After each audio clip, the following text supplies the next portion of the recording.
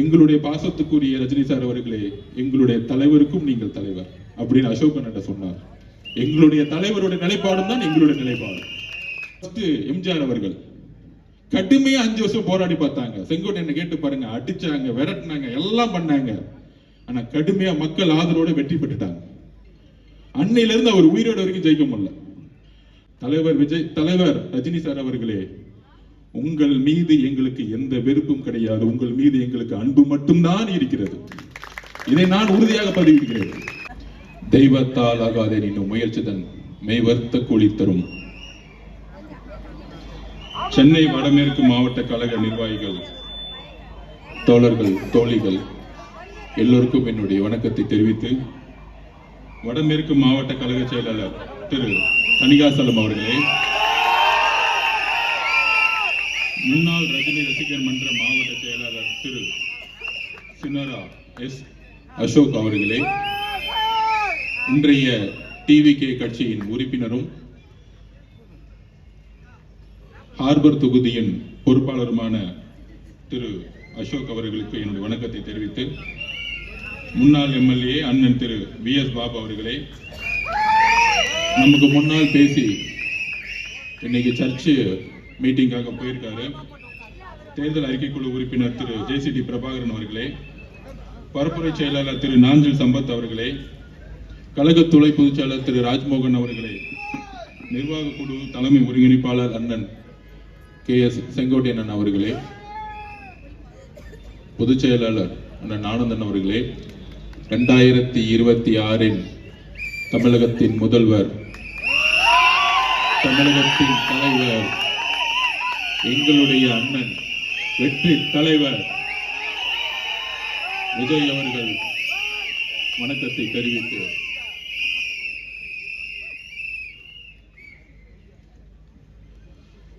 அதாவது CBI enquiry முடிஞ்ச உடனே அந்த சிபிஐ என்கொயரிக்கு போகும்போதெல்லாம் இந்த திமுக காரங்களாம் என்ன பண்ணுவாங்கன்னா, மீடியாவில் உட்காந்துட்டு டெல்லியில் கூப்பிட்டுட்டாங்க, அழுத்தம் கொடுக்குறாங்க, சிபிஐ மிரட்டுறாங்க அப்படின்னு ஒரு 5 நாள் பிரச்சாரத்தை உருவாக்கும். நான் ஒரு படம் அண்ணன் நிர்மல்குமார் அவர்கள்லாம் போவோம். அண்ணன் உண்மைகளை சொல்லிட்டு வெளியே வரும் பொழுது நியூஸ் ஒன்று வந்துச்சு. தமிழ்நாட்டில் தேர்தல் கமிஷன் நோட்டிஃபிகேஷன் அனௌன்ஸ் பண்ணிட்டாங்க, தேர்தல் அனௌன்ஸ் பண்ணிட்டாங்க. தமிழ்நாடு மட்டும் இல்லை, 5 மாநிலங்களில். அன்னைக்கு 5 மணிக்கு மாடல் கோட் ஸ்டார்ட் ஆயிடுச்சு. மாடல் கோட் ஸ்டார்ட் ஆயிடுச்சுன்னு என்ன தெரியுமா அர்த்தம்? தெரியுமா உங்களுக்கு? அதாவது பிரச்சாரத்தை எந்த தலைவர் எங்க வேணா ஸ்டார்ட் பண்ணலாம். அப்புறம் 4.25 வருஷம் இல்ல, 4 வருஷம் 11 மாசம் பொம்மை முதல்வரா திரு மு க ஸ்டாலின் அவர்கள் இருந்தார். இன்னைக்கு உண்மையாலே பொம்மை முதல்வர் அவர். ஏன்னா மாடல் கோட் வந்துருச்சு. முதல்வர்னு சொல்லலாம், ஆனா பேனா எடுத்து சைன் பண்ண முடியாது. அதுக்கு முன்னாடி சைன் போட்டாங்க, அவர் மருமகனும் மகனும் சைன் போட்டுட்டு இருந்தாங்க. அதனாலதான் பொம்மை முதல்வர்னு சொல்லுவோம். என்ன, அது ஒரு குடும்ப ஆட்சி. குடும்ப ஆட்சியோட நோக்கம் என்னன்னா, ஸ்டாலின் சார் டாக்ஸ் எல்லா இடத்துலயும் 30% கமிஷன் அடிச்சு கரப்ஷன் பண்றது மட்டும்தான். அப்ப அந்த சிபிஐ என்கொயரி முடிஞ்ச உடனே வெளியே வரும்போது நான் பின்னாடி தான் உட்காந்துட்டு இருந்தேன். எல்லாத்துக்கும் பதில் சொல்லணும்ல, நம்ம தலைவர் நிறைய பேச மாட்டார். அப்படி சிபிஐக்குள்ள ஃப்ரெண்ட்ஸில் உட்காந்துட்டு வெளியே ஒரு 2000 பேர் நிக்கிறாங்க. எங்கிருந்து வந்தாங்கன்னு தெரியல, டெல்லியில உட்காந்துட்டு இருக்காங்க. திடீர்னு என்ன தெரிஞ்சதுன்னு தெரியல, அந்த ராயப்பன் படத்துல சொன்னார் பாருங்க, அதே மாதிரி டிரைவரை பார்த்து அப்புறம் திரும்பி பின்னாடி உட்காந்து ஒரு வார்த்தை சொன்னாரு. நான் சொன்னேன் சிபிஐ என்கொயரி போய் முடிச்சுட்டு லிஃப்ட்ல வரும்போது, அண்ணா எலெக்ஷன் கமிஷன் நோட்டிபிகேஷன் பண்ணிட்டாங்க, தேர்தல் ஏப்ரல் மாசம் 23 அப்படியே அமைதியா கேட்டுக்கிட்டு இருந்தாரு. வண்டியில உக்காந்துட்டு டக்குன்னு டிரைவரை பார்த்து மேல வந்து கிளாஸ் ஓபன் பண்ணுன்னு சொன்னாங்க. எனக்கு அப்பயும் என்ன அண்ணன் காத்து வாங்குறதுக்கு பண்றாரா அப்படின்னு நினைச்சேன். அப்புறம் ஒரு குரல் வந்துச்சு, என்ன அர்ஜுன் ஆரம்பிச்சிடலாமா இங்க இருந்தே அப்படின்னு கேட்டாங்க.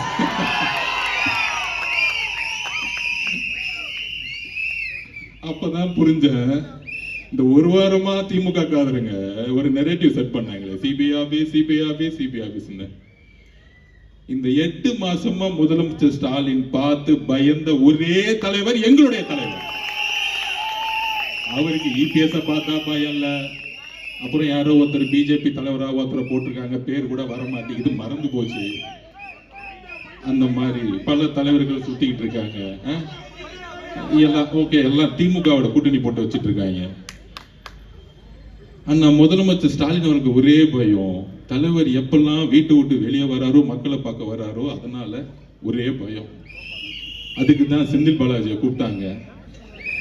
நீ போய் ஒரு வேலையை பண்ணுன்னு சொன்னான். அவருக்கு கொஞ்சம் அறிவு கம்மி, அவரு அடிச்சுட்டு வரான்னு சொன்னாரு. இந்த படுபாவை கொண்டுட்டு வந்துட்டான், திருட்டு பையன். ஆக்சுவலா ஸ்டாலினை மாட்டி விட்டதே செந்தில் பாலாஜி தான், கொலை குற்றத்துல நாளைக்கு. இதுக்கு பின்னாடி என்ன அஜெண்டா இருக்குன்னு செந்தில் பாலாஜிக்கு தான் தெரியும். அவர் நம்மள எதிரியா நினைச்சிட்டு இருக்காரு. அவர் பேச விடாம நிப்பாட்டுறானா, நம்மள மக்களை கொன்னு குவிச்சிட்டு ஒரு வாரமா நாடகம் ஆடி நம்ம மேல கொலைப்பள்ளி சொல்லி அத சுப்ரீம் கோர்ட்ல நம்ம நிரூபிச்சது. அந்த ஜட்ஜிக்கே புரிஞ்சிச்சு மகேஷோட ஆக்டிங், அதுக்கப்புறம் செந்தில் பாலாஜியோட ஆக்டிங், காலையில உதயநிதியோட ஆக்டிங். என்ன பிரச்சனைனா, நம்ம தலைவர் ஆக்டிங் தெரிஞ்சு நம்பர் 1 ஆகி அரசியல் வந்துட்டாரு. இவங்களுக்கு ஆக்டிங்கும் தெரியல, அரசியலும் தெரியல, என்ன பண்ணணும் தெரியல. இதுதான் பிரச்சனை. ஏதாவது ஒண்ணுல எக்ஸ்பர்ட்டா இருந்தா பரவாயில்ல, எதுலயுமே இல்ல. மூளையில என்ன இருக்குன்னு தெரியல, பிறக்கும் போதே களிமண் மட்டும்தான் பெத்து வச்சிருக்காங்கன்னு தெரியல. சரி, அதை விடுங்க, நம்ம அந்த விமர்சனத்துக்குள்ள போக வேணாம். நம்ம ஏதாவது ஒரு வார்த்தை சொன்னா அதை 100 வார்த்தை ஆகி டிபேட் ஆகிட்டு இருக்கோம். அப்ப இந்த கொலையை செஞ்ச பிறகு நம்ம மேல கொலைப்பள்ளி சொல்லி இன்னைக்கு பாருங்க, நம்ம அண்ணன் செந்தில் பாலாஜி என்ன என்கொயரி போயிருக்காரு.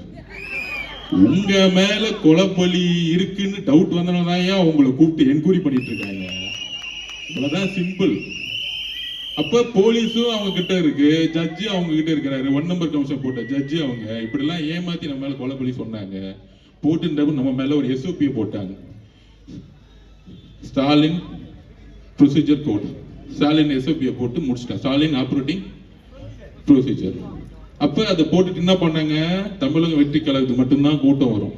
உடனே சொல்றாங்க, அது என்ன தமிழக வெற்றி கழகம் மட்டும் கூட்டத்தை கண்ட்ரோல் பண்ண முடியல அப்படின்னு ஒரு பிரச்சாரமா. யாரு கூட இருக்கக்கூடிய வித்வான்கள், நல்லா வித்வானம் பண்ணுவாங்க, காசை வாங்கி டக டக டக டக டகன்னு அடிச்சுட்டே இருப்பாங்க. டிவியில வைக்காது, இதுதான் டிபேட்டே. ஆனா மக்கள் 5% எவரும் நியூஸ் சேனல் பாக்குறதே கிடையாது. திமுக காரங்க மட்டும் பார்த்து ஆஹா சூப்பர்ப்பா, நல்லா பேசுறாருப்பான்னு நல்லா காசை கொடுத்து வாங்கி என்ஜாய் பண்ணிட்டு இருப்பான். அப்ப இந்த கொலைப்பள்ளியை சுமத்தினாங்க, SOP போட்டாங்க. நம்ம கிட்ட என்ன கூட்டத்தை, கட்டுக்கடங்காத கூட்டத்தை கண்ட்ரோல் பண்ண முடியல. இப்ப ஒரு திருச்சியில மாநாடு பண்ணாங்களே, பெரிய மாநாடு. அந்த மாநாடு பேர் என்ன தெரியுங்களா? வேவ் ஸ்டாலினா. அதுவும் நம்மள பார்த்து காப்பி. வேவ்னு என்ன தெரியுங்களா? மக்கள் கூட்டம் அலையலையா வருது. எல்லாம் 300 ரூபாய் கூட்டிட்டு வந்து பஸ் டிரான்ஸ்போர்ட்ல உட்கார வைக்கல. எங்கேயா வேவ் வரப்போகுது உங்களுக்கு? 22 கட்சி கூட்டணி வச்ச உங்களுக்கு மக்களே வரலன்னா அந்த கூட்டணி கட்சிகள் தவிர எவனும் ஓட்டு, கட்சி தலைவர்களை தவிர யாரும் ஓட்டு போட போறது இல்லை. இதுதான் அரசியல், இதுதான் தேர்தல் அரசியல். மக்கள் உங்கள் மேல நம்பிக்கை இருந்த பிறகு கூட்டணி கட்சியில் இருக்கிற தொண்டர்கள் எப்பயும் உங்க மேல வந்து நம்பிக்கை இழந்துட்டாங்க. சரி, அப்படிலாம் இருக்கும் பொழுது நம்ம என்ன பண்ணோம் அப்படின்னா, கூட்டம்லாம் இவங்களுக்கு வராது, மக்கள் தோணிட்டாங்க. அப்ப என் மேல இப்ப வந்து ஒரு விமர்சனம் வருது. அந்த விமர்சனத்துக்கு ஜனநாயக பூர்வமாக பதில் சொல்லக்கூடிய இடத்துல இருக்கும். நம்ம ஒண்ணு பிறப்பால் முதலமைச்சர் ஆகிறோம் இல்லையே, பிறப்பால் துணை முதலமைச்சர் ஆகிறோம் இல்லையே, என்ன கேள்வி கேட்டா நீ கேள்வி கேட்பியா அப்படின்னு முடக்கக்கூடிய இடத்துல நம்ம இல்லை. நம்ம ஒரு சாமானிய கட்சி, இன்றைக்கும் ஒரு சாமானியனாக நம்ம இருந்துகிட்டு இருக்கோம். அதிகாரத்தில் இருந்து என்றைக்கும் பேசவில்லை. ஆனால் எங்க ஆதிக்கம் இருக்கிறதோ அங்கு முதல் குரல் டிவி கேளந்து ஒழிக்கும். இதுதான் எங்களுடைய கட்சி. அப்படி சிபிஐல என்கொயரி முடிஞ்ச உடனே பிரச்சாரத்தை அப்படி மேல எந்திரிச்சார். டைவர்ட் ஆகிட்டு நினைக்கிறேன். இதுதான் நம்ம பிரச்சனை. நான் அவ்வளவு கோவம் உள்ள இருக்கு. அப்ப மேல எந்திரிச்சாரு. அப்படி எந்திரிச்சு மேல நின்னு ஆரம்பிக்கலாமான்னு கேட்டாரு. அப்படி மேல எந்திரிச்சு என்ன பண்ணா சிபிஐ ஆபீஸ்க்குள்ள இருந்தே மேல எந்திரிக்கிறார். அண்ணனுக்கு தைரியம் இருக்கு, அது வேற மாதிரி தைரியம். அப்ப எந்திரிச்சு அந்த கேட்டுக்கு வெளியே வந்து மேல பார்த்துட்டு அங்க 2000 பேர் நான் கையை காமிச்சிட்டு பத்திரமா இறங்கிட்டு, இது போதுமா அப்படின்னு கேட்டார். இது போதும்னு அப்படின்னு நானும் சொன்னேன். அப்ப இன்னுமேட்டு இந்த எஸ்ஓபி இதெல்லாம் கிடையாது இல்ல அப்படின்னு கேட்டார். எங்க வேணா போலான்னா தேர்தல் கமிஷனோட ரூல்ஸ்ல எல்லா தலைவரும் எந்த ரோட்டுக்கு வேணா போல. நான் இன்னுமேட்டு ஒவ்வொரு நொடியும் நான் மக்கள் கிட்ட இருக்கணும், வேலையை ஆரம்பிக்கன்னு சொல்லிட்டார். கூடி சீக்கிரத்துல உண்மையான ஆலையை தமிழகம் முழுவதும் இருக்க நெடுஞ்சாலைகளை நீங்க பாப்பீங்க. மக்களுடைய கூட்டத்தை நீங்க பாப்பீங்க அவருடைய வருகையை நோக்கி வரும் பொழுது. அதுதான் பயம். சரி, டெல்லியில பிரச்சாரத்தை அண்ணன் ஆரம்பிச்சிட்டாரு. அடுத்தது மாடல் கோட் வந்துருச்சு. எங்க முதல் கூட்டத்தை போடலாம்னு யோசிச்சோம்.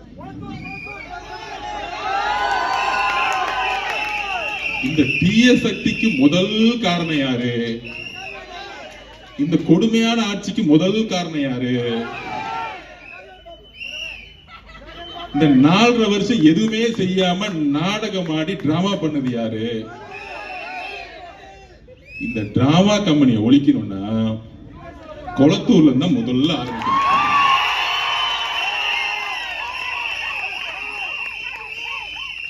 எங்களுக்கெல்லாம் பயமே கிடையாதுயா. நீ என்ன வேணா பேசிக்கோ, அவதூறா பேசிக்கோ.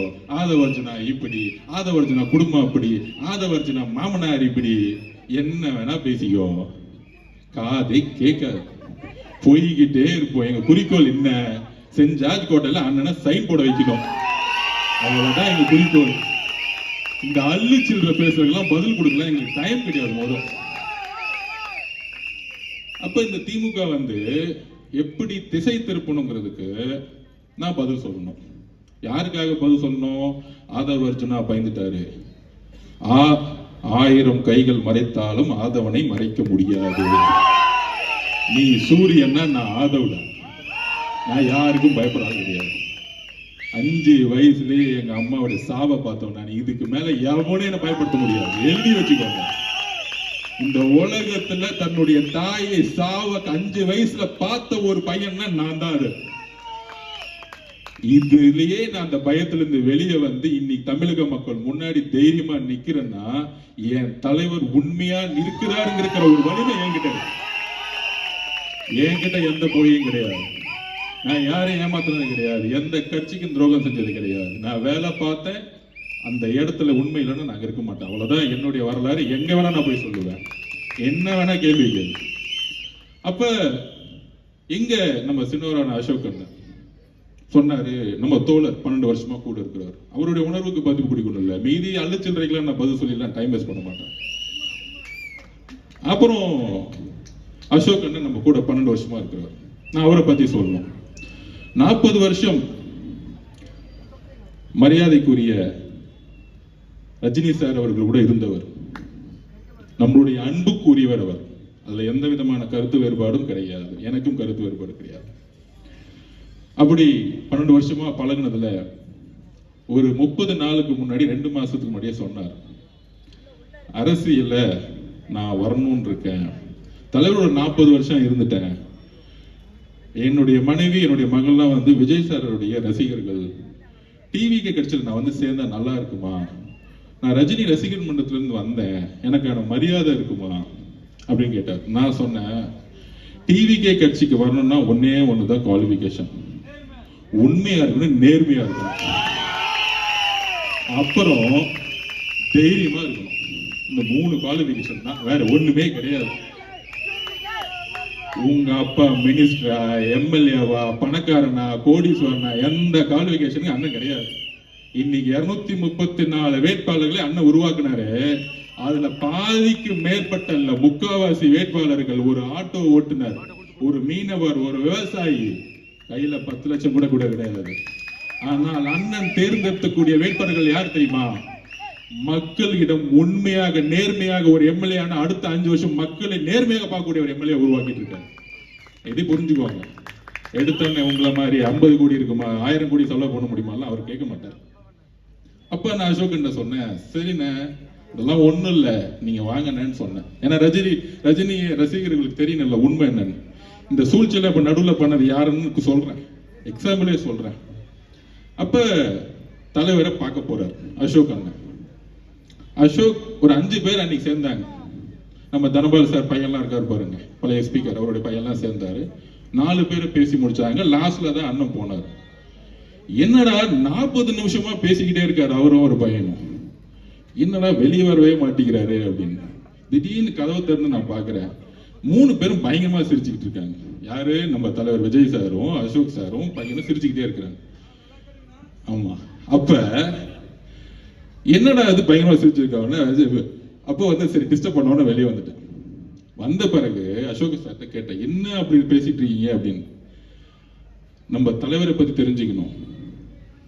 அப்ப அவர்கிட்ட கேட்டிருக்காரு, நான் 40 வருஷம் தலைவர் ரஜினி சார் கிட்ட இருந்துட்டு வந்துட்டேன், என்ன உங்களோட அக்செப்ட் பண்ணிக்கலான்னு கேட்டார்.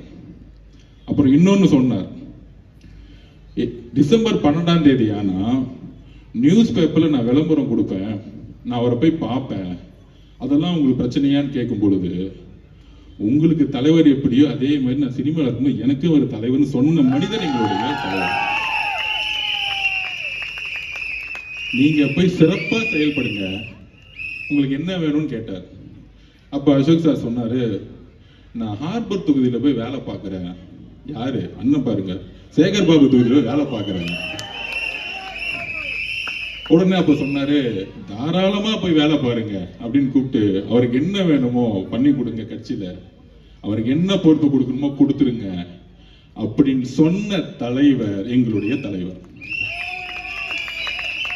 இதெல்லாம் தெரிஞ்சுக்கணும். ரஜினி ரசிகர் மன்றத்திலிருந்து வந்தவருக்கு கட்சியில பொறுப்பையும் கொடுத்து அவருக்கான அங்கீகாரம் கொடுத்து மேடை ஏற்றிய ஒரே கட்சி நம்மளுடைய தமிழக வெற்றி கழகம். அப்ப நம்மளை டைவர்ட்லாம் எப்படி பண்ணுவாங்க, எப்படி போக்கஸ் பண்ணுவாங்க? அதுக்குதான் சென்னையில நடந்த ஆர்ப்பாட்டத்தை பத்தி பேசிட்டு இருந்தேன். அந்த ஆர்ப்பாட்டத்துல என்ன நடந்துச்சு? இது தலைவர் ரஜினி சார் அவர்களுக்கே தெரியும். அதை நான் எக்ஸ்பிளைன் பண்ண முடியல. என்ன எக்ஸ்பிளைன் பண்ணல? அன்னைக்கு 30 நிமிஷத்துக்கு மேல பேசிட்டு இருந்தேன், காவல்துறை நிப்பாட்டினாங்க. அதை டீட்டெயிலா நம்ம எக்ஸ்பிளைன் பண்ணோம்ல. அப்ப டீட்டெயிலா என்ன எக்ஸ்பிளைன் பண்ணோம்னா, இந்த பிரச்சனையை பத்தி எக்ஸ்பிளைன் பண்ணல. இந்த 5 வருஷமா என்ன கடுமையா திட்டுறாங்க, அதை பத்தி இல்ல. இந்த ஒரு வாரமா கடுமையான மன வலியில தலைவர் இருக்கிறாரு, நானும் இருக்கிறேன், இங்க இருக்கக்கூடிய பல்வேறு நிர்வாகிகள் இருக்காங்க, தமிழ்நாடே இருக்கு. அது என்னது? அன்னைக்கு ஆர்ப்பாட்டம் தமிழ்நாட்டிலே முதல் முறையாக தமிழகம் முழுவதும் உருவாக்கிய கட்சி நம்மளோட கட்சி. அந்த ஆர்ப்பாட்டம் எதற்கு? சட்டம் ஒழுங்கு பாதுகாப்பு. அதுல என்ன பிரச்சனை? தூத்துக்குடியில இந்த ஊடகங்களையும் ஒட்டுமொத்த தமிழக மக்களையும் எல்லோரையும் நான் கேட்டுக்கிறேன், வலியோட கேட்கிறேன். தூத்துக்குடியில ஒரு 12th ஸ்டாண்டர்ட் 12ஆம் கிளாஸ் படிக்கக்கூடிய மாணவி, 15 வயசு கூட ஆகல, டெல்லியில நிர்பயா பாதிக்கப்பட்டார், கற்பழிக்கப்பட்டார், கொல்லப்பட்டார், இந்தியாவே கொதித்து இருந்துச்சு.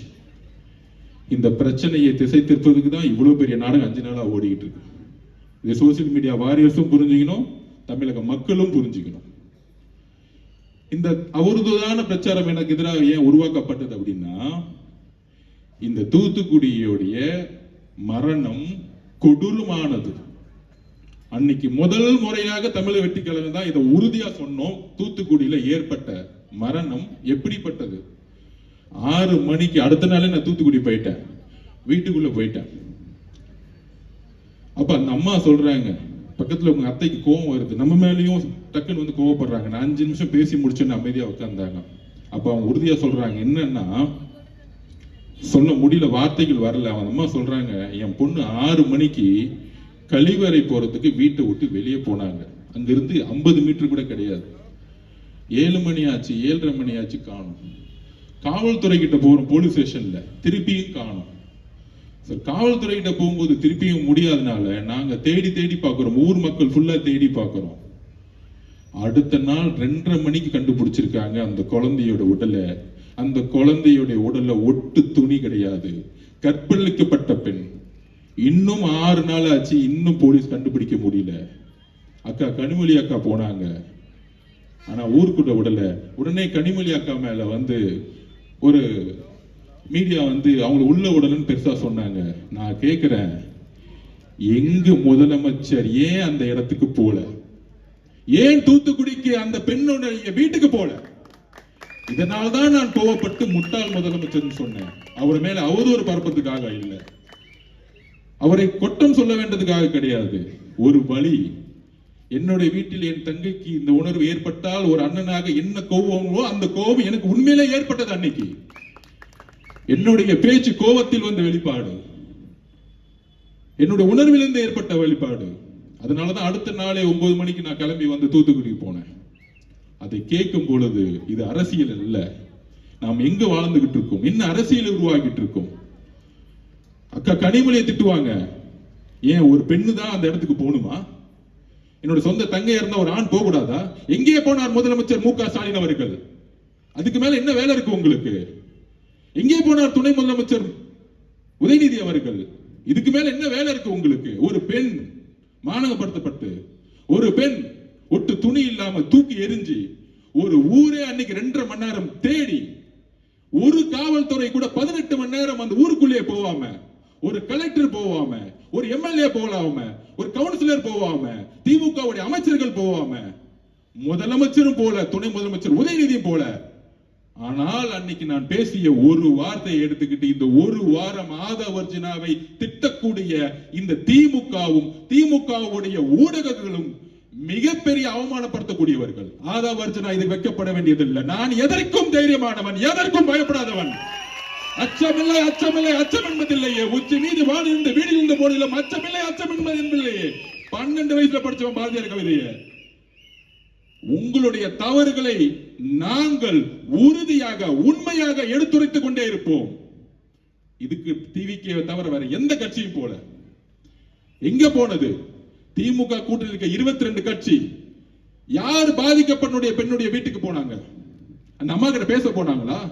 அந்த அம்மாவோட கோரிக்கை என்ன தெரியுமா? கடைசி நிமிஷத்துல இதை யாரு செய்தார்களோ அவர்களை இந்த சமூகத்தின் முன்பு நிறுத்துங்கள், அவர்களுக்கு தண்டனை வாங்கி கொடுங்கள். ஏனென்றால் என்னுடைய பெண் குழந்தை போல இன்னொரு பெண் குழந்தைக்கு தமிழ்நாட்டில் இந்த நிலைமை ஏற்படுத்த கூடாது சொன்னவர் என்னுடைய அம்மா. தூத்துக்குடியில் இருக்க பாதிக்கப்பட்ட அம்மா தன் குழந்தையை இறந்தாலும் அவர்கள் கவலைப்பட்டது இன்னொரு பெண் குழந்தைக்கு இந்த பிரச்சனை நடக்கக்கூடாதுன்னு பேசினாங்க என்கிட்ட. ஆனால் இதை மூடி மறைக்கணும். நிர்பயா சகோதரர் பாதிக்கப்பட்டது போல இந்த பிரச்சனையை தமிழக மக்களுக்கு கொண்டு போய் சேர்த்தக்கூடாது. தலைவர் ரஜினி சார் அவர்களே, உங்கள் மீது எங்களுக்கு எந்த வெறுப்பும் கிடையாது, உங்கள் மீது எங்களுக்கு அன்பு மட்டும்தான் இருக்கிறது. இதை நான் உறுதியாக பதிவிடுகிறேன். நான் ஒரு சாமானியன், அதிகாரம் என்கிட்ட இல்ல, பணபலம் இல்ல. நான் இன்றைக்கும் ஒரு சாமானியன், ஒரு சாதாரண விவசாய வீட்டில் பிறந்த உணர்வு தான் இன்னைக்கும் இருக்கு. எல்லா தொழிலையும் தூக்கி போட்டு வந்துட்டேன். எனக்கு வேற எதுவும் இல்ல, எந்த நாதி இல்ல. ஏன்? என்னுடைய குடும்பமே என்னுடைய அரசியலுடைய முடிவுகளுக்கு எதிராக இருக்கிறது. எல்லோரையும் தூக்கி போட்டிருக்கோம். ஏன்? நான் உண்மையாக மக்களிடம் இருக்க வேண்டும் என்ற உணர்வு எனக்கு இருக்கிறது, என்னுடைய தலைவருக்கு இருக்கிறது. அவதூறுகளை பத்தி கவலைப்படல. 5 வயசுல என்ன அனாதன்னு சொன்னாங்க, 12 வயசுல எனக்கு குறிக்கோள் இருக்கும் போது நீ 7ன்னு சொன்னாங்க, 16 வயசுல பொலிட்டிகல்ஸ் படிக்கும் போது உனக்கு எதுக்கு இந்த வீண் வேலை பொலிட்டிகல் சயின்ஸ் படிக்கணும்னு சொன்னாங்க. திமுக நான் வேலை செய்யும் போது உன்னாலெல்லாம் ஜெயிக்க வைக்க முடியுமான்னு என்ன பார்த்து கேட்டாங்க. டிவிக்கு வரும்பொழுது நீ என்ன சாதிப்பன்னு கேட்டாங்க. என் தலைவர் இருக்கிறார், உண்மை இருக்கிறது, என் கட்சியுடைய தொண்டர்களும் மக்களும் இருக்கிறார்கள், நாங்கள் உறுதியாக சாதிப்போம். எம்ஜிஆரிடம் இருந்த உண்மை எங்களுடைய தலைவர்கிட்ட இருக்கு. அப்ப தமிழக மக்களே, எதனால என்னுடைய வார்த்தைகள் மாறியது? என்ன பிரச்சாரத்தை திமுக உருவாக்கியது? மற்ற கட்சிகள் எதனால உருவாக்கிறாங்க? நாம் எந்த காலகட்டத்தில் நம்ம இருக்கிறோம் யோசிச்சு பாருங்க. நான் இன்றைக்கு உறுதியாக சொல்லுகிறேன், இன்றைக்கு நோன்பு மாதம். இஸ்லாமிய தோழர்களும் கிறிஸ்துவ தோழர்களும், இஸ்லாமிய தோழர்களே, கிறிஸ்துவ தோழர்களே, தமிழக மக்களே, நாம் உறுதியாக சொல்கிறோம், 234 தொகுதியில் நாம் தனியாக களமாடுகிறோம். உண்மையான இஸ்லாமிய சகோதரர்கள், உண்மையான கிறிஸ்தவர்கள் நாம் உண்மையாக இருக்கிறோம். நம்ம அண்ணனுக்கு பல்வேறு சொல்றாங்களே ஆஃபர்லாம் கொடுத்தாங்க, 50-50, நீங்க 90 நான் 90, நீங்க முதலமைச்சர் 2.5 வருஷம் நான் முதலமைச்சர் 2.5 வருஷம், எல்லா ஆஃபரும் கொடுத்தாங்க. அப்ப அண்ணன் சொன்ன ஒரே வார்த்தை எங்க கிட்ட, எனக்கு ஆஃபர் தேவையில்லை, தமிழக மக்களுடைய உண்மையான நம்பிக்கையை, என்றைக்கும் தமிழக மக்களுடைய நம்பிக்கையை, நான் உருவாக்கக்கூடிய அரசு மத சார்பற்ற சமூக நீதிக்கான அரசை உருவாக்கக்கூடிய ஒரு வலிமையை தமிழக வெற்றி கழகம் உருவாக்கும் சொன்னது எங்களுடைய தலைவர் விஜய் அவர்கள். முதலமைச்சர் பதவியை ஆசைப்பட்டு டெல்லிக்கு அடிப்படை வர எங்களுடைய தலைவர் அல்ல. பராசக்தி ரிலீஸ் ஆனோம்னா போய் ஹோம் மினிஸ்டர் பார்த்துட்டு உதயநிதி ஒரு போன் கால் பேசி ரிலீஸ் பண்ணவர் எங்க ஆள் கிடையாது. இன்றைக்கும் எங்களுடைய படம் லீகல் லிட்டிகேஷன் இருக்கு. இஸ்லாமிய தோழர்களே, கிறிஸ்துவ தோழர்களே, நீங்கள் புரிந்து கொள்ளுங்கள். முதலமைச்சருடைய மகனுடைய தன்னுடைய பேரனுடைய பராசக்தி படம் ரிலீஸ் பண்ணப்பட்டது. ஜனநாயகன் படம் என்றைக்கு வரைக்கும் நிப்பாட்டப்பட்டதற்கான காரணம் அரசியல் தான். இது அரசியல் தான். இந்த அரசியலை தைரியமாக எதிர்கொள்ளக்கூடிய ஒரே தலைவர் எங்களுடைய தலைவர் விஜய் அவர்கள். எந்த எக்ஸ்ட்ரீம் போறேன்னு சொல்லிட்டாரு அவரு. அவரை எப்பொழுதும் யாராலும் அடிமைப்படுத்த முடியாது. ஏனென்றால், திருப்பி நான் பதிவு சொல்றேன், இந்த கூட்டணி கணக்குகள் 2026ஆம் ஆண்டு தூள் தூளாக்கப்படும். ஒரு சிங்கம் ஆடுடன் சேர்ந்து பாதுகாப்பை கொடுக்க முடியாது மக்களுக்கு. நம்மளுடைய தலைவர் சிங்கம். நாம் ஒரு மிகப்பெரிய ஆட்சியை உருவாக்க, பெரியார் அவருடைய கொள்கையை உருவாக்க, அம்பேத்கர் அவருடைய கொள்கையை உருவாக்க, நாம் ஒரு மிகப்பெரிய அரசியலை உருவாக்கிட்டு இருக்கோம். நம்பர் 1. அப்புறம் அன்னைக்கு ஆர்ப்பாட்டத்தில் பேசும்போது நான் தெளிவா பேசினேன். என்ன பேசினேன்? எப்பெல்லாம் திமுகவை எதிர்த்து ஒரு சக்தி வருகிறதோ, ஃபர்ஸ்ட் எம்ஜிஆர் அவர்கள் கடுமையா 5 வருஷம் போராடி பார்த்தாங்க. செங்கோட்டையனை கேட்டு பாருங்க, அடிச்சாங்க, விரட்டினாங்க, எல்லாம் பண்ணாங்க. ஆனா கடுமையா மக்கள் ஆதரவோட வெற்றி பெற்றுட்டாங்க. அன்னையில இருந்து அவர் உயிரோட வரைக்கும் ஜெயிக்க முடியல. அடுத்து ஜெயலலிதா அம்மா வந்தாங்க. அவங்க மேல கடுமையான அடி அடிச்சாங்க. உடல் மொழி எல்லாம் கேவலமா பேசி பார்த்தாங்க, ஜெயிச்சுட்டாங்க. திருப்பி என்ன பண்ணிட்டாங்க? 97 அவங்க ரிசைன் பண்றான்னு அவங்க லெட்டரை வெளியிட்டு போலியா பரப்பினாங்க, பயந்துட்டு. திருப்பி 2001 வந்துட்டாங்க. அந்த அம்மா இருக்கிற வரைக்கும், கருணாநிதி ஐயா இருக்கிற வரைக்கும் தமிழ்நாடு சூழ்நிலை வேற மாதிரி இருந்துச்சு. அதுக்கப்புறம் எத்தனை பேர் வந்தாங்க? முக்கியமா திரைத்துறையில இருந்து எம்ஜிஆருக்கு அப்புறம் வந்தவங்க எல்லாமே என்ன செஞ்சாங்க? ஃபர்ஸ்ட் நம்ம கேப்டன் விஜயகாந்த் அண்ணன், நமக்கு பிடிச்சவர், அன்பானவர், நல்லவர், வலுவானவர். என்ன அவதூறு சொற்களை சொல்லி, என்ன கட்டமைப்பை உருவாக்கி, என்ன பிரச்சாரத்தை உருவாக்கி, நான் மிரட்டுன்னு சொன்னது ஒருத்தர் நேரா கூப்பிட்டு மிரட்டுறது கிடையாது.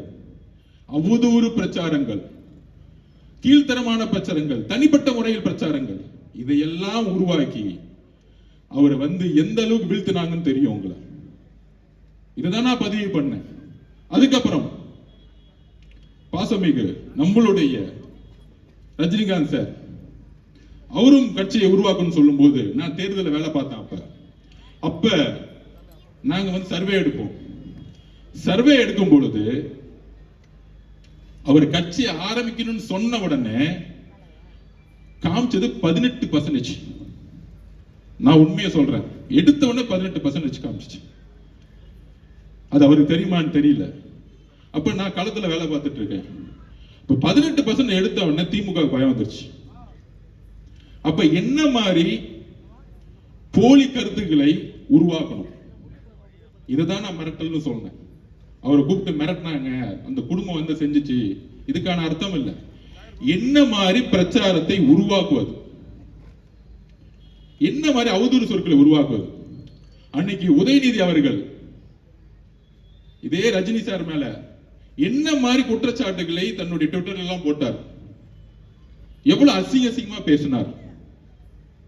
பாஜக பி டீம் மிரட்டி தான் பாஜக கொண்டு வந்தாங்க. இதெல்லாம் உருவாக்குனது திமுக.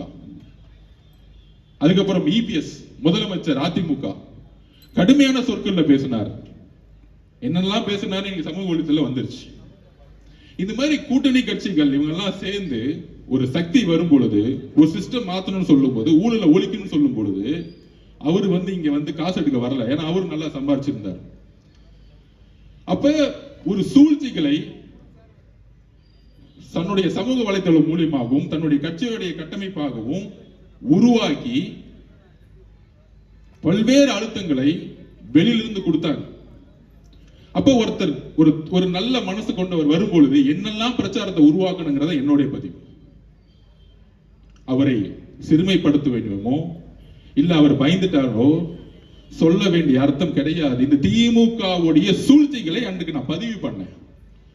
அதற்கு அப்புறம் வைகோ அவர்கள் எவ்வளவோ பேரை தன்னுடைய சூழ்ச்சி அரசியல்னால எல்லா விதமான பிரச்சாரங்களையும் உருவாக்கி என்ன செஞ்சாங்கிறத பதிவு பண்ண. அதுதான் என்னுடைய நோக்கம். அப்ப இதை சொல்லி முடிச்சுட்டு வரதுக்குள்ள உடனே அந்த வார்த்தையை எடுத்து அதுக்கு ஒரு பல்வேறு பிரச்சாரங்களை உருவாக்குவாங்க. ஏன் தூத்துக்குடியோடைய அந்த பெண்ணுடைய சாவுல இருந்து வெளியே வரணும். இப்ப 6 நாளா அதை பேசல பாத்தீங்களா? நம்ம உடனே நம்மளோட சோசியல் மீடியா வேற ரஜினி சாருக்கு பதில் கொடுக்கிறோம், நம்ம பதில் கொடுக்கிறோம், நம்ம அடுத்தடுத்த வேலையை நான் பார்த்துட்டு இருக்கேன். அப்ப இது உருவாக்கக்கூடிய வலிமை திமுக கிட்ட இருக்கு இந்த பொய் பிரச்சாரம். ஆனா புதுசா என்னன்னா இதுல பாஜகவும் திரு இபிஎஸ் அவர்கள் சேர்ந்துட்டாங்க. ஏன் சேர்ந்தாங்க? அன்னைக்கு ரஜினி சார் கட்சி அமைக்கும் பொழுது கடுமையா விமர்சனம் பண்ணது இபிஎஸ். ஆனா இன்னைக்கு சொல்றாரு அவரை பொத்து புகழ்ந்துட்டு இருக்கார். இந்த சூழ்ச்சி நமக்கு தெரியுமா? நமக்கு தெரியாது. நம்ம ஒரு தூய உள்ளம். அதே மீறி இன்றைக்கு ரஜினி சார் கிட்ட ஒரு அறிக்கை வந்துச்சு. ரஜினி சாருக்கு எல்லா உண்மைகளும் தெரிஞ்சிருக்கலாம். ஆனால் இந்த விவாதங்கள் இதெல்லாம் பார்த்து அவரு தன்னுடைய மனசுல தப்பா நினைக்கிறதுக்கான வாய்ப்பு இருக்குன்னு அவர் அறிக்கை பார்த்து தெரிஞ்சுக்கிட்டேன். எங்களுடைய பாசத்துக்குரிய ரஜினி சார் அவர்களே, எங்களுடைய தலைவருக்கும் நீங்கள் தலைவர் அப்படின்னு அசோக் அண்ணன் சொன்னார். எங்களுடைய தலைவருடைய நிலைப்பாடும் தான் எங்களுடைய நிலைப்பாடு. அப்ப இந்த சூழ்ச்சிகளுக்கெல்லாம் ஏன் நடந்துச்சுன்னு சொல்லக்கூடிய இடத்துல நான் இருக்கிறேன். தூத்துக்குடியோடைய என்னுடைய தங்கை கற்பழிக்கப்பட்டு இன்னைக்கு செத்து போய் 6 நாள் ஆகியும் அவனுடைய குடும்பம் இன்னைக்கு நட்டோட்ல நின்றுட்டு இருக்கு. இது திசை திருப்பதுக்கு தான் இந்த பிரச்சாரம். இந்த திசை திருப்பில இருந்து இதுக்கான விஷயத்தை நான் பதிவு பண்ணணும்னு நினைச்சேன். அதான் இன்னைக்கு பதிவு பண்ணேன். இந்த கடிதத்தில் இந்த அறிக்கையிலிருந்து பாசத்துக்குரிய ரஜினி சார் அவர்களுக்கு நான் பதிவு பண்ணக்கூடியது, அப்படி உங்களுக்கு நான் சொல்ல வேண்டிய நோக்கம் வேறு, உங்களுக்கு வருத்தம் ஏற்பட்டிருந்தால் என்னுடைய வருத்தத்தையும் என்னுடைய மன்னிப்பையும் பகிரமாக நான் கேட்டுக்கொள்கிறேன். ஏனென்றால் என்னுடன் நீங்கள் வயதில் மூத்தவர், அதற்கான தார்மீக கடமை இருக்குது. நான் வேற யாருக்கும் பதில் கொடுக்கிறதுக்கு நான் இங்க வரல. அவருடைய அறிக்கையை படித்தேன். அவருக்கு ஒரு உணர்வு ஏற்பட்டிருக்குது. அந்த உணர்வுக்கு நான் மரியாதை கொடுக்கிறேன். ஆனால் இந்த திமுகவுடைய சூழ்ச்சிகள் 22 கட்சிகள் கூட்டணி உருவாக்கி திருப்பி ஆட்சிக்கு வரும் ஒரு பொய்யான பிரச்சாரத்தை உருவாக்கப்பட்டிருக்குங்களா? அதெல்லாம் தூக்கி எறியக்கூடிய ஒரே வலிமை நம்ம கட்சிக்கு மட்டும்தான் இருக்கு. அப்ப இந்த தூத்துக்குடி பெண்ணுடைய மரணத்திலிருந்து திசை திருப்பதற்கான எல்லா நாடகங்களையும் உருவாக்குவாங்க. அந்த நாடகங்கள் தான் நம்ம போக்கஸ் பண்ணணும். இதை விட்டுட்டு நம்ம எங்கேயும் டைவர்ட் ஆகக்கூடாது. திமுகவுடைய சூழ்ச்சிகள், திமுகவோட தவறுகள், திமுகவோட பொய் பிரச்சாரங்கள், திமுகவுடைய எல்லா தவறுகளையும் சொல்ல வேண்டிய பொறுப்பு நம்ம கிட்ட இருக்கு. நம்ம டைவர்ட் ஆகக்கூடாது. ரஜினி சார் நீங்க அரசு இல்ல, நம்ம எதுக்கு அவரோட சண்டை போட போனோம்? அவர்கிட்ட நம்ம எதுக்கு ஃபைட் பண்ண போறோம்? அது இல்ல நம்ம நோக்கம். என்னெல்லாம் செஞ்சாங்க? ஒரு புதிய அரசியல் கட்சி தொடங்கும் போது திமுக குடும்பம் என்னெல்லாம் பேசினாங்க? முரசொலியில இதே ரஜினிகாந்த் சாரை பத்தி என்னெல்லாம் எழுதுனாங்க? இதெல்லாம் இப்ப நடந்துச்சு, 5 வருஷத்துக்கு முன்னாடி. இன்னைக்கு ரஜினி சார் இயக்கத்துல இருந்து வந்தவருக்கு ஒரு ஆர்வ தொகுதியில பொறுப்பு கொடுத்த வேலை பாருன்னு சொன்ன இயக்கம் டிவிக்கு. அப்ப இதற்கான விளக்கங்கள் நாம் கொடுக்க வேண்டிய இடத்துல இருக்கிறோம். ஏனென்றால் நம்மளுடைய ஒரே போக்கஸ் திமுகவுடைய சூழ்ச்சிகள். இந்த சூழ்ச்சிகளை சொல்ல வேண்டிய இடத்தில் நாம் கடுமையாக இருக்க வேண்டும். நம்முடைய பிரச்சாரம் எப்பொழுதும் திசை திரும்பக்கூடாது, வேற எப்பயும் திசை திரும்பக்கூடாது. நம்மளுடைய நோக்கங்கள் பிஜேபியோட சண்டை போடுவதா? ஆம், கொள்கை ரீதியாக நம்ம சண்டை போடுறோம், கடுமையா சண்டை போடுவோம், இல்ல காம்ப்ரமைஸே கிடையாது. இன்னைக்கு தமிழக வெற்றி கழகம் தான் கொள்கை எதிரின் முதல் நாள் டிக்ளேர் பண்ணாங்க. திமுக டிக்ளேர் பண்ண முடியுமா? திமுக முன்னாடியே, திருப்பி சொல்றேன், திமுக முன்னாடியே பிஜேபி கூட சேர்ந்தது. இனிமேல் எதிர்காலத்தில் சேர மாட்டாங்க சொல்ல முடியுமா? எப்ப வேணா சேருவாங்க அதிகாரத்துக்காக. ஆனால் கொள்கை எதிரின்னு சொன்ன இயக்கம் நம்மளுடைய கட்சி. அந்த அளவிற்கு நாம் கொள்கைகளை உள்வாங்கி 234 தொகுதிகளிலும் உறுதியாக உண்மையாக நாம் போட்டியிடுவதற்கு எல்லா விதமான மக்கள் ஆதரவு நமக்கு இருக்கு. எந்த அழுத்தங்களும் நமக்கு கிடையாது. எந்த அழுத்தங்கள் இருந்தாலும் நாம் எதிர்கொள்வோம். இதுதான் உண்மை. அதில் மிகப்பெரிய வெற்றியும் பெறுவோம். அதனால நம்மளுடைய கொள்கைகளும் கோட்பாடுகளும் தெளிவா இருக்கு. கொளத்தூர்ல ஆரம்பிச்சு முதலமைச்சர் இங்கு தோற்கடிக்கப்படணும். முன்னாள் முதலமைச்சர் ஆக்கக்கூடிய வலிமை கொளத்தூர் மக்களுக்கு இருக்கு. மு.க. ஸ்டாலின் அவர்கள் தோக்கணும்னா முதல்ல கொளத்தூர் மக்கள் இருந்து நம்ம ஆரம்பிக்கணும். அவர் ஒன்னே ஒண்ணு செஞ்சிருக்காரு, ஒரு உண்மையை இங்க பண்ணிருக்கிறார், வாக்குறுதியை நிறைவேற்றினார். கொளத்தூரை உண்மையால குளமா மாத்திருக்கிறார். மழை வரும்போது குளமாயிடும்.